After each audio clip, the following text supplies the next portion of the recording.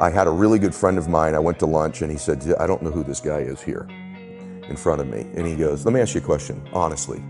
Right now, what are you grateful for? And at the lunch I said, nothing, brother. There's nothing good in my life right now. As I'm mouthing these words, two people walked in with an older man. Both of them clearly were fighting cancer somehow. Both had lost their hair. One of the ladies had a bonnet on and they were barely moving in. Both walked by our table and gave me the most warm greeting, the warmest smile as a stranger. And he goes, that's pretty freaking pathetic. You can't find anything in your life to be grateful for right now. There's this thing people think that like, I'll be happy when. Once I get like this big, amazing home, or once I get this car, or once I get this relationship, or an amount of money, then I'll allow myself some happiness. The problem is the finish line always moves. You never arrive there, right? The other part is people think, well, if I enjoy myself now, I'm gonna lose my drive.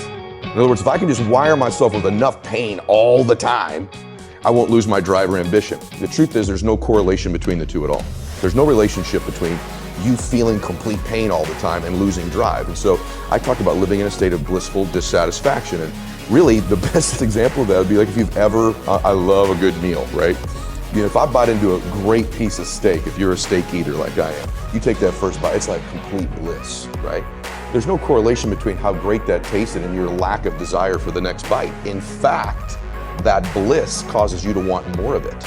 And so the more we can begin to reward ourselves with bliss, we're not gonna lose our dissatisfaction. We're not gonna lose that. And so for me, our brains, this dopamine hit you get when you do something successful, if you constantly cheat yourself out of that hit, right, biomechanically in your body, less and less in the future will you want to achieve the next level, the next dream, the next step. And that's why so many people stall out in life. We build habits, rituals, and disciplines that serve us, okay? The reason my standards are set so high is because I don't want to leave it up to my own devices. My standard is one more minute on the treadmill. My standard is one more person I can reach that day, one more phone call, one more something. And so for me, I raise them every single year, but the way I get to do it is I link it to my reasons. And so goals are really empty to me. You show me someone with compelling, emotional, gigantic reasons, I'll show you someone who's changing their standards all day long. So like, give you one quick version that you've not heard before. One of the reasons I'm relatively fit is not just peak state. I have an uncle in my family that died at 50 years old of a heart attack. He's my godfather, my dad's only brother. I kind of resembled him.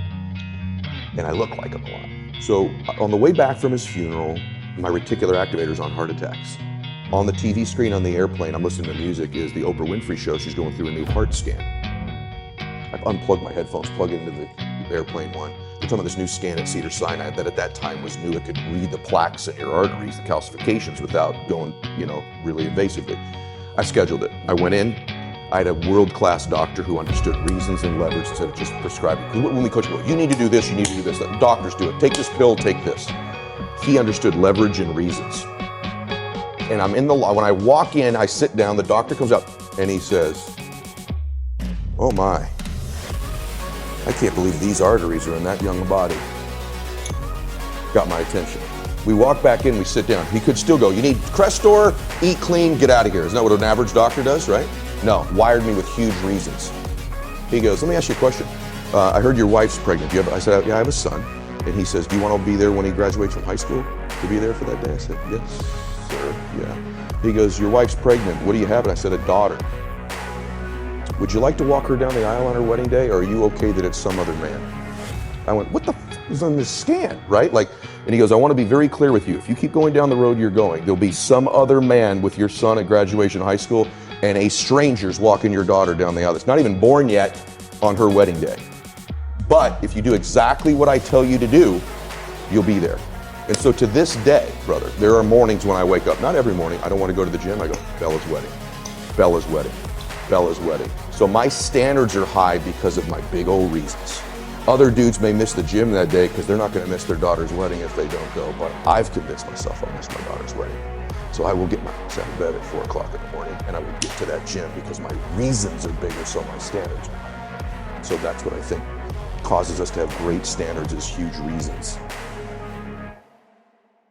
And I think anytime you meet somebody like yourself or myself who might now appear self-confident, it's because I really had to find tools and resources because I was so insecure and shy and introverted. So I had to find techniques and resources to build that up in me. And for me, it's very simple. It's the promises that I keep to myself. If I have a habit over and over beginning to stack one on top of the other of keeping promises I make to me, not other people. In other words, the minute you begin to get external in your life, worrying about what other people think about you, right? You've lost all control. And it never fills you up. And people's admiration, people's gratitude towards you will never fill you up. It's your own. It's your own inside. And so for me, self-confidence comes from keeping the promises I make to myself. And the other part of it is being aware I'm doing it. In other words, most people don't give themselves enough credit all the time. They're very aware of these 20% things and not aware of the 80, right? And that's why the dosage is so important too. You've nailed it. It should be 80-20, right? Because people get addicted to this. I'm not good at this. People don't like this about me. I don't feel good. Instead of focusing on the 80 and stacking it up. Wow, I did eat what I said I was going to today. I did get up when I said I was going to. I made the amount of phone calls. I treated people in such a way I promised myself. It's not just doing those things. It's rewarding it. It's being aware of it and stacking that up.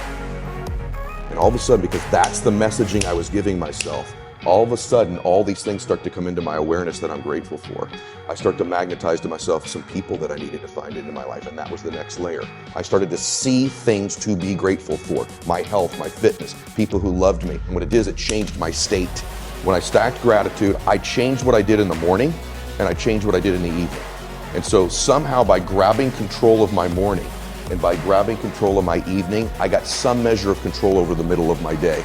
I was an out of control person back in those days, meaning this. I woke up worried, stressed, fearful, and I immediately start thinking about a bill I had to pay, something that was wrong. And I'm in a state of reaction to begin I'm talking within 6 minutes of waking up. So identity is the governor on our lives. It's the invisible force that no one understands. And once they do understand and get a hold of it, their life can change. So not only if you don't get a hold of this, will these outward conditions of your life keep being exactly the same, but you could behave differently. You could do all the working out. You could be thinking great thoughts, but you are going to get out of your life. You're going to be the most powerful force in the world, I think, is to be consistent with the concepts, ideas, and worth that you hold for yourself. You will get that out of your life, what you will tolerate. Okay. The deeper part of that is identity. And so identity is very much like a thermostat sitting on a wall, right? This is important. Once that temperature is set at a certain degree, everything in the world externally can hit it, and you will find a way to get that temperature. So even in this house, let's say it's set at 80 degrees. If we opened up all the doors and cold air, just the worst things in life, the blizzard of life came in, the thermostat will kick the heater on and it will regulate this room back to 80 degrees. The reverse is also true. It's a super hot day. Great things are happening in your life. It's getting hotter and hotter and hotter. If you're at 80 degrees, that internal thermostat will find a way over a window of time to cool your life right back down to 80 degrees again. So the key, the secret key, is to be able to shift that identity. 90, 100, 120.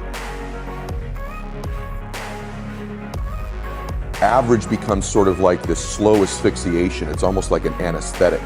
And that over time we become kind of immune and dulled to the average that we're becoming. I know this is true, at least for me. You probably experience it yourself too. You're going to get out of your life what you'll accept. That's really difficult for people, I think, to understand is, look, what you think you're worth and what you're going to tolerate is absolutely what you're going to bring into your life and what the outward part of your life is going to look like. And so I live by that. Like, I let myself sort of feel the pain and the difficulty of being not where I want to be in whatever that area is, whether it's my spirituality, my relationships, my money. I let myself feel that pain because, as you know, there's two motivators, right? There's the gaining of pleasure, right? Wanting to go get something, chasing the dream, but then there's the avoidance of pain. And for a lot of champions, that's a pretty big driving force for them. And so at least for me, I leverage both of those things on me to get myself to take action. So that's what that means to me.